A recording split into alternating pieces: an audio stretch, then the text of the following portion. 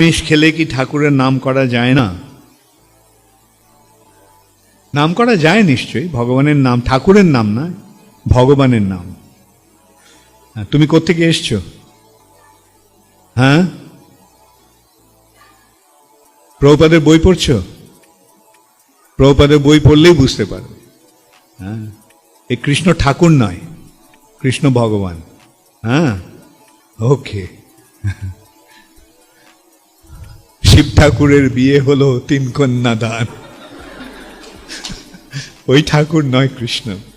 কৃষ্ণ হচ্ছেন ভগবান। ভগবানের নাম যে কেউ করতে পারে, তবে আমিষ আহার বর্জন করে করাটাই সমীচীন।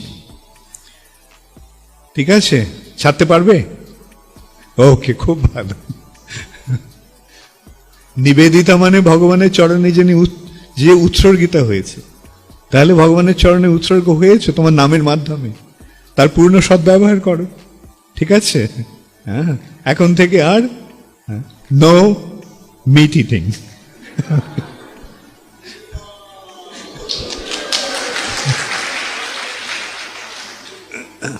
কিভাবে আরো বেশি করে শ্রী গুরুদেবকে সন্তুষ্ট করা যায়?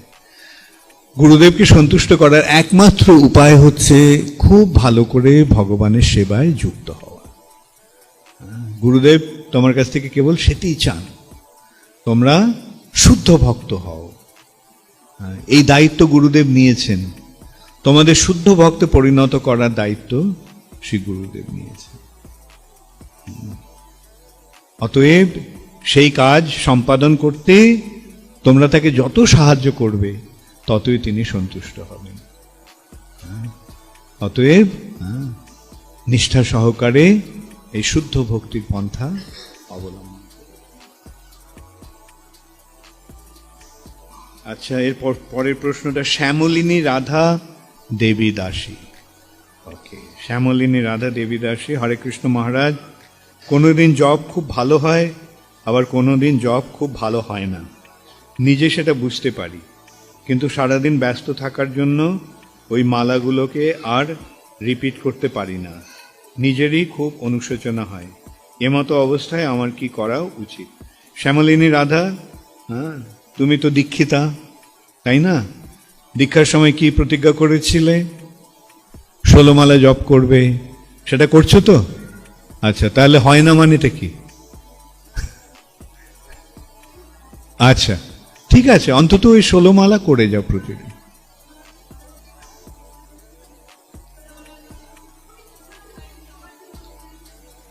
হ্যাঁ, ঠিক আছে, মনোযোগ সহকারে করো, চেষ্টা করো, করতে করতে হবে। হ্যাঁ, অন্তত হ্যাঁ, এই যে করছো সেটাই ভালো। এই যে 16 মালা জপ করছো, সেটাই প্রশংসনীয়। সুতরাং প্রতিদিন নিয়মিতভাবে মালা জপ করো। হ্যাঁ, ভালো লাগা না লাগাটা এটা মনের ব্যাপার। হ্যাঁ, মন কখনো ভালো থাকে, মন কখনো খারাপ থাকে। হ্যাঁ, কিন্তু মনের কি অবস্থাটা অতটা গুরুত্বপূর্ণ নয়। আত্মার অবস্থাটা কিরকম সেটা দেখতে হবে, চেতনাটা কিরকম সেটা দেখতে হবে। হ্যাঁ, অতএব নিষ্ঠা সহকারে নাম করো। হ্যাঁ, হরে কৃষ্ণ। তো এখন আমি জয়পতাকা মহারাজ সম্বন্ধে কিছু বলবো।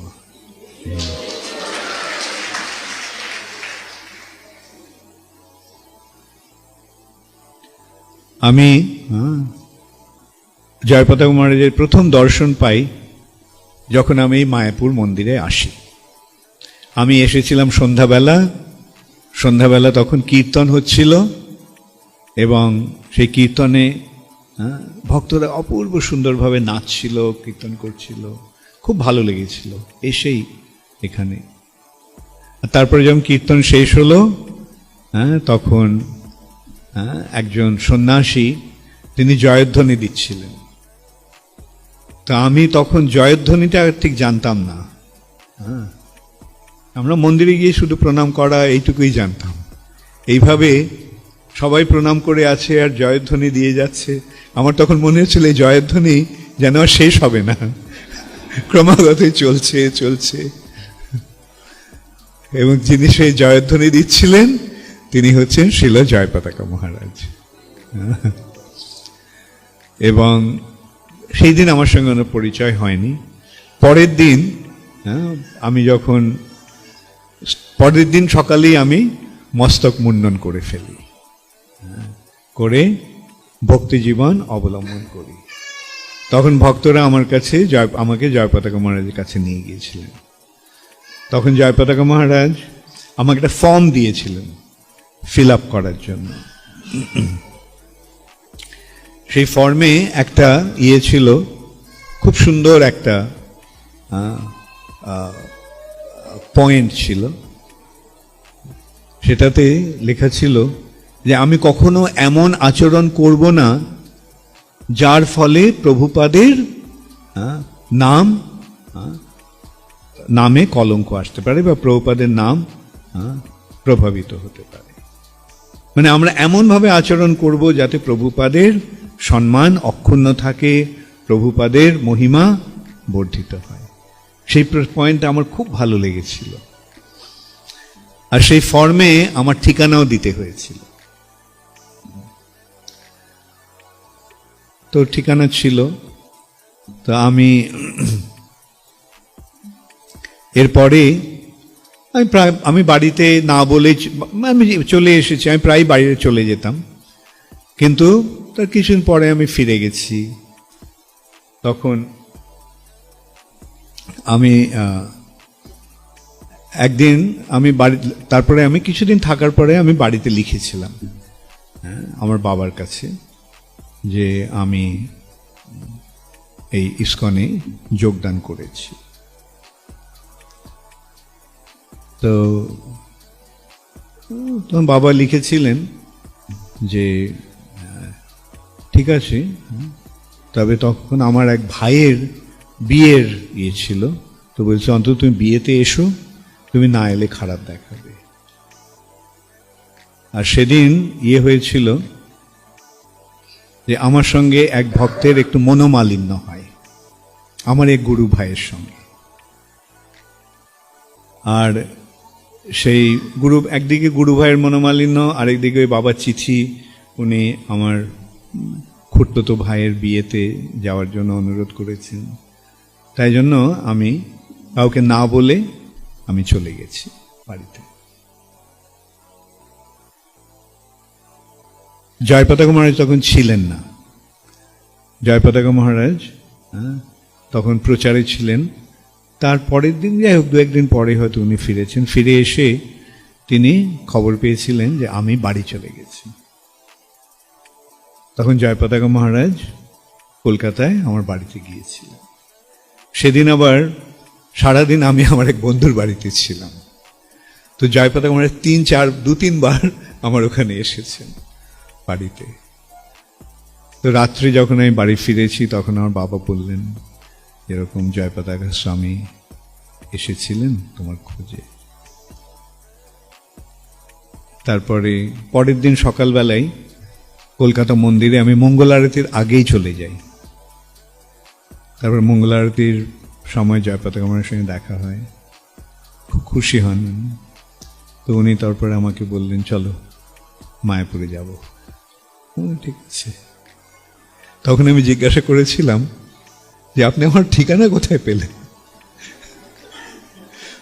তখন উনি বলেছিলেন যে ফর্মটা যে ফিল আপ করেছিলে ওই ফর্মে তোমার ঠিকানা ছিল। আমার ঠিক খেয়াল ছিল না। জয়পতাকা মহারাজ মায়াপুরে, তখন জয়পতাকা মহারাজ, ভবানন্দ মহারাজ দুজন কো-ডিরেক্টরস ছিলেন। জয়পতাকা মহারাজ অধিকাংশ সময় প্রচারে থাকতেন, আর ভবানন্দ মহারাজ এখানকার কার্যকলাপ পরিচালনা করতেন। আমরা প্রায় জয়পতাকা মহারাজের সঙ্গে প্রচারে যেতাম, খুব ভালো লাগতো।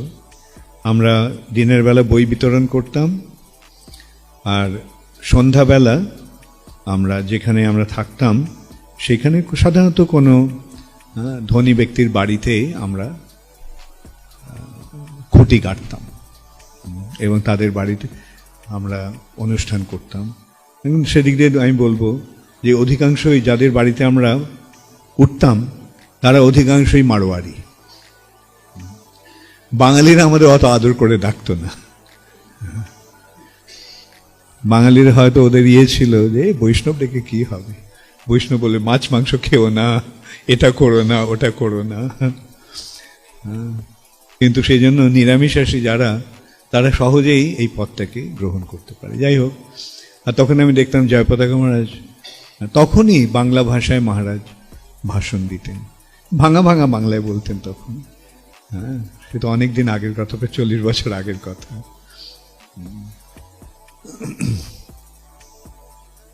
আমরা গঙ্গায় সাঁতার কাটতে যেতাম, খুব মজা করতাম তখন আমরা। তখন গঙ্গা অনেক দূরে ছিল, এখন গঙ্গা অনেক এদিকে সরে এসছে। আর গঙ্গা তখন ভাঙতে ভাঙতে আসছিল, তাই জন্য গঙ্গার পাড়টা অনেক উঁচু ছিল তখন। আর সেই গঙ্গার উঁচু থেকে আমরা ঝাঁপ দিতাম জলে। কখনো আবার আমরা কুস্তি করতাম ওখানে। আমরা বলবো না, অন্যেরা, আমি অতটা ইয়ে ছিলাম না। তো আমাদের আরেকজন সন্ন্যাসী ছিলেন, তার নাম হচ্ছে গুরুকৃপা মহারাজ। হ্যাঁ, আর ওনার দলটা ছিল খুব আমেরিকান, সবাই অধিকাংশই আমেরিকান। ভানু মহারাজও ছিলেন ওই দলে, তিনি একমাত্র নন আমেরিকান ছিলেন। আর ওরা খুব উৎসাহ সহ, মানে ইয়ে ছিল, উৎসাহময় ছিল। তারা সুন্দর, খুব উচ্চ ঈশ্বরে কীর্তন করতো সন্ধ্যাবেলা, নাচতো উন্মাদের মতো। এবং তো একদিন ওদের দলের একজন, যার সাইজটা প্রায় আমারই মতো, ওর সঙ্গে আমাকে কুস্তি করতে হয়েছিল। তো কুস্তিতে আমি হেরে যাই। তখন ওরা খুব মাতামাতি করছিল, ওদের দল জিতে গেছে। মায়াপুরের পরাজয় জয়পতাকা মহারাজ সহ্য করতে পারেননি। তিনি দাঁড়িয়ে উঠে বলেছেন, তোমাদের যে কেউ এসো আমার সঙ্গে কুস্তি করতে। প্রথমে ওরা কেউই আর ইয়ে করতে পারেনি, কেন গুরুকৃপা মহারাজও খুব একটা বড় সাইজ, মানে উনিও একটু বেটে ছিলেন, ছোট শরীর, কিন্তু খুব শক্তিশালী ছিল। তো গুরুকৃপা নিজে জয়পতাকা মহারাজের বিরুদ্ধে যায়নি, ও দলের আরেকজনকে বলেছিল জয়পতাকা মহারাজের সঙ্গে কুস্তি করতে। আর সেই কুস্তি একটা দেখার মতো কুস্তি, অলিম্পিক চ্যাম্পিয়ন হয়ে যেত ওরা। আর জয়পতাকা মহারাজ ওকে পরাস্ত করে তখন আমাদের হাততালি দেওয়ার সময়। আরেকবার একটা মজার ঘটনা ঘটেছিল। আমরা সকালে, সন্ধ্যাবেলা জয়পতাকা মহারাজের ঘরে বসে আমরা চৈতন্য চরিতামৃত পাঠ করছিলাম। এমন সময় তখন আমাদের সিকিউরিটি ডিপার্টমেন্টের হেড ছিল একজন ইংরেজ ভক্ত, ওর নাম ছিল অভিমন্যু প্রভু। অভিমন্যু প্রভু ব্রিটিশ আর্মির কমান্ডো ছিল, সৈনিক ছিল।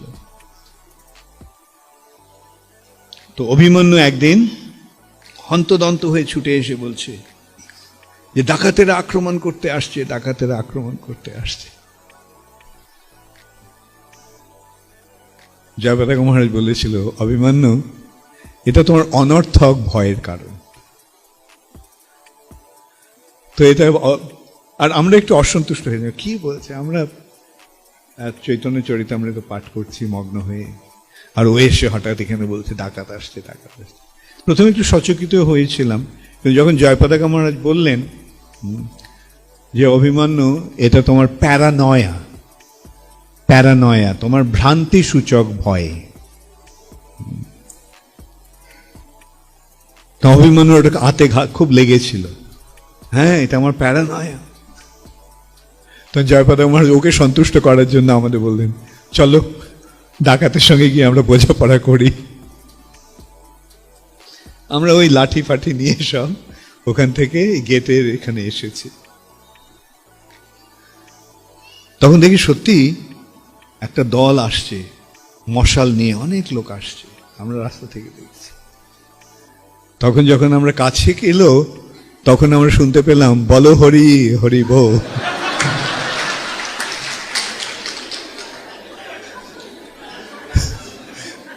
তখন আমরা বুঝতে পারলাম যে এরা কোনো মৃতদেহ নিয়ে গঙ্গার পাড়ে আসছে ওকে দাহ করার জন্য। তো কোনো গণ্যমান্য ব্যক্তি হবে, অনেক লোক হাতে মশাল নিয়ে, মশাল স্বাভাবিক, কেন আগুন ওখানে তখন তো ইলেকট্রিক লাইট ছিল না, মশাল নিয়ে তখন ওরা এইভাবে সেই দিনগুলো খুব মজার দিন ছিল। আমরা সব একসঙ্গে এখানে থেকে আমরা খুব আনন্দে আমরা আমাদের কালাতিপাত করতাম।